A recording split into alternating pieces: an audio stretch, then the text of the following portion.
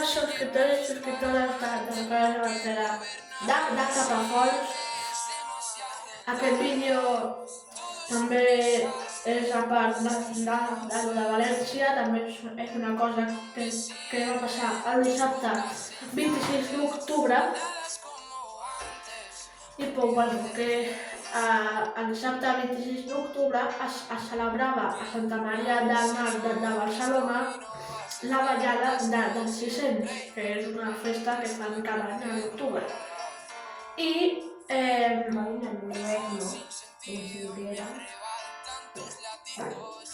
I llavors, quan també van ser convidats els gegants de Reus, els bitxets, els moros i els indis. Llavors, quan van acabar de ballar els gegants, la colla de Reus estava descansant. I llavors, els gegants de Reus s'entren pel davant. I al darrere tenen un travesser, que els pot passar.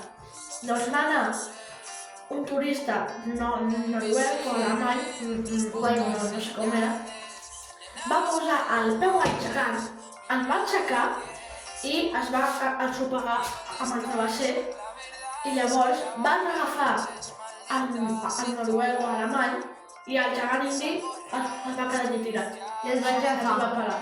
I llavors la colla, quan van sentir aquell clop, i el gires i es va veure l'indígena. Que està puntos. I llavors vam veure que hi havia una marxa corrents i el van agafar. Per això els Mossos el van detenir, ara deu estar a la presó, o potser l'han deixat sortir. Sí, devia ser una denúncia de molts euros. I el gegant indi ja està al taller de Manel Llaurador, que és on es fan molts elements festius de la ciutat de Reus. Hi ha molts pobres. Sí, també.